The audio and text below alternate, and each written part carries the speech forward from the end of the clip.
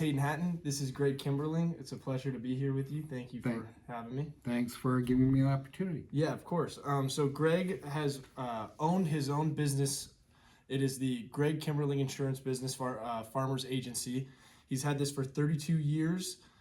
Previously, he's been in the hospitality business for 10 years. He managed 7 properties in 2 different states. What states were those? Idaho and Washington. Idaho and Washington, and he had an average of 215 employees when he was doing the hospitality business.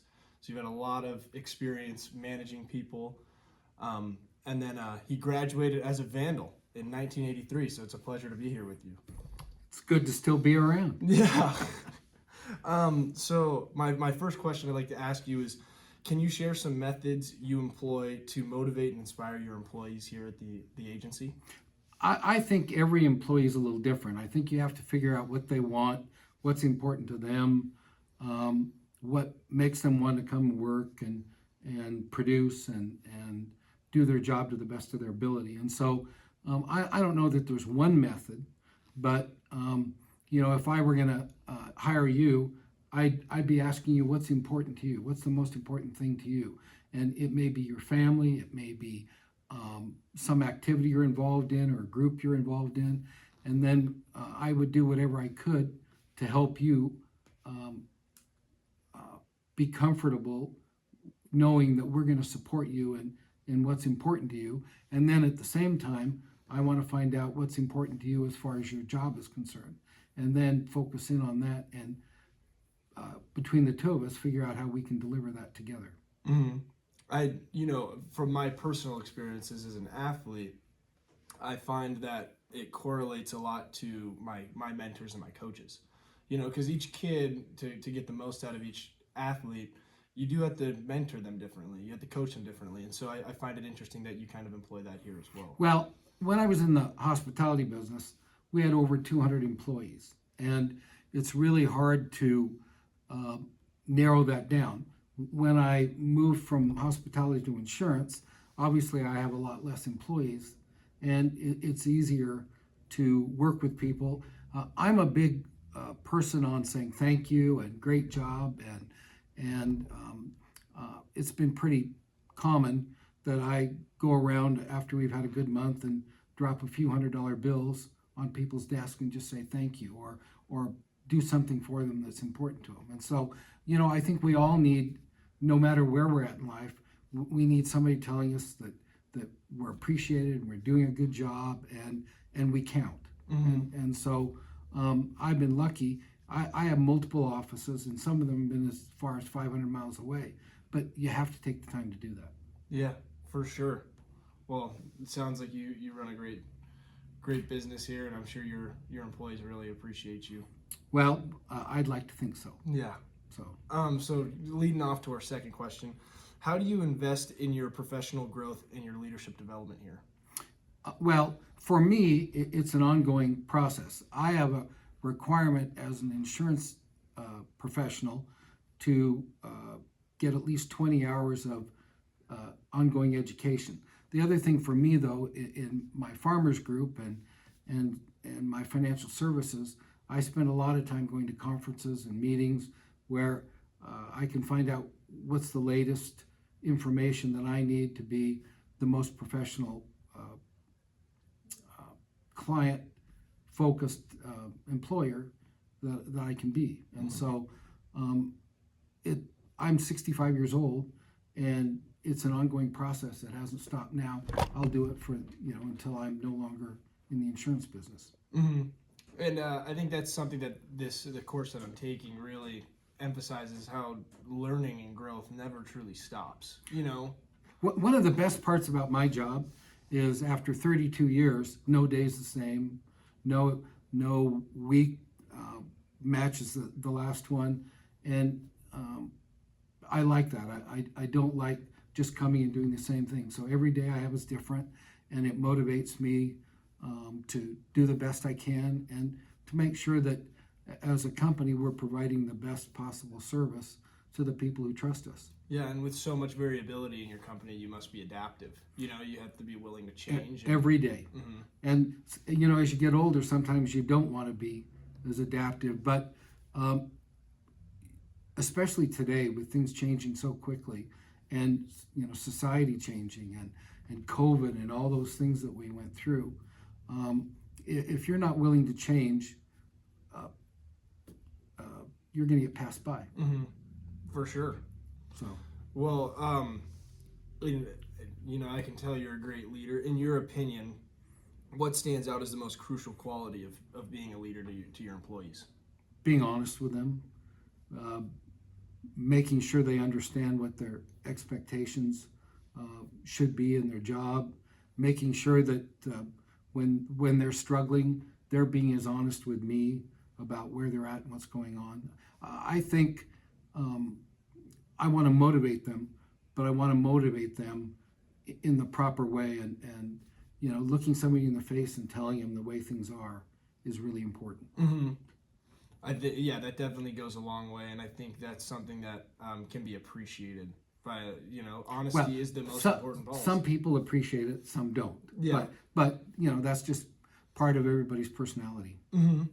And then, has owning your own insurance firm changed the way you mentor your employees compared to when you had the 215 employees in the hospitality business? Well, it absolutely has. The main reason is when I worked in the hospitality business, I worked for somebody else. In my business, I own it. If we're successful, it's because of me. If we're not successful, it's also because of me. And so I have been a lot more attentive to trying to listen to. Listening is probably the most important thing you can do in a leadership role. Instead of having people listen to what you think they should do, if you're listening to them, you're getting a sense of some of the things they're seeing that maybe you're not. And so I'm much more attentive to listening what's going on around here. And I always have my door open on my office, mm-hmm. Not because I have anything to hide, unless I'm with a client who has some personal issues. But I want to hear what's going on. I want to hear what people are saying. I want to hear clients when they walk in the door. Customer service, there's no substitute for exceptional customer service. And that's why I think we started small and we've gotten big, is because we've listened to our clients and we try to over-deliver on things that are important to them. Mm-hmm. And customer service is one of those things that if you're over-delivering on, you can pretty much guarantee those people will be back. Well, people become very loyal. I have my very first client here from 32 years ago. She and her husband signed up on my first weekend, and they paid every bill for 32 years. It's a pretty good client. Mm-hmm. So. And that loyalty comes with great customer service, and it's actually fascinating how far that comes, and how as technology and everything advances, it's almost gone away. I called a place a reservation at a place, or called a place a takeout order, and I get picked up by a machine telling me to go place it online, and I'm like, I can't talk to one of your associates and place my order here. It makes me not want to eat there. The problem that we have right now is nobody has enough employees. We don't have enough employees right now. I'd hire more people instantly, but people have certain expectations after COVID of not wanting to come into the office and work, or wanting to work from home. And while I have one employee who does that, she performs a certain task that doesn't really involve person-to-person contact. Mm-hmm. Otherwise, I refuse to do it because for the very reason that you mentioned, calling and not getting anybody. But the other side of that is most of those people probably don't have people who will answer the phone, who will represent them well, who will do what they are told, aren't dependable on whether they show up or not. And so that's their only avenue to do what they're doing. I don't like it, and I'm not doing it, but everybody's had to adapt. That's a very interesting point you bring up, because I, as narrow-minded as I may have sounded earlier. You weren't narrow-minded. That's exactly the way it is right now. Yeah.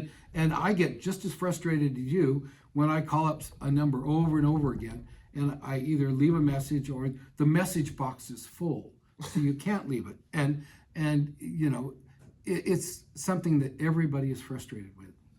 And I appreciate you telling me that, because it definitely opens my mindset when I think, wow, you know, maybe these employers just simply don't have the personnel to take these calls. Well, and the other side of it is, if they're not taking it and they don't have the personnel, then you're not going to get a bad experience. Or let's say you're ordering food and somebody's working on it and it's their first day in the office or in the restaurant, and they don't know what they're doing, so they're just going to throw something at you, and then you're going to be disappointed again.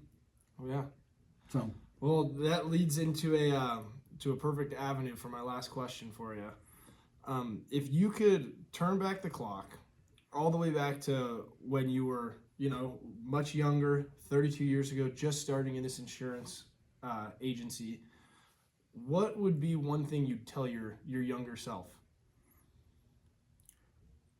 you know, I'm not sure that I would have done anything differently. I've always been hungry, and I've always in my mind felt that if I was going to do something, I would do it to the best of my ability. And of course, saying that, then you have to pick the things that you feel you can succeed in, not necessarily the ones that like obviously, if I wanted to play football, that would be a pretty bad deal, you know, for me. So I mean, I love customer service. I love working with people. I'm very good at it. I've been successful. And so I'd probably say work a little less and have a little more fun. But I'm not sure I'd really change anything. I've worked for what I've got. I've tried not to compare myself to other people, because I think it's important for me to do the best I can do, not the best I can do that's better than you. Yeah. You know, and I think a lot of my friends in the insurance industry operate the opposite, you know, from the They're opposite. constantly comparing Well, themselves. yeah, if their job is to beat you, and that's never been my job. My job is to do better than I would expect, and that's been good for me and my personality. Other people, you know, they need the measuring stick of somebody else. That doesn't mean I don't look at what they're doing, but I've been really fortunate. I live in a great place. I work for a good company. We've developed good staff, and it's just resulted in us being successful. And you know, the proud of me is that we've been the top farmers insurance agency in Idaho for 15 consecutive years, and I've been one of the top 50 farmers agents in the country during that time. So, but it's a team deal. It's not me. It's everybody. You got to get the right people and encourage them to do their best, and things work out. And that's exactly what a great leader would say. There you go. Well, thank you so much for your time. I You really bet. appreciate it. And Greg, it's been a blast. Go Vandals. Go Vandals.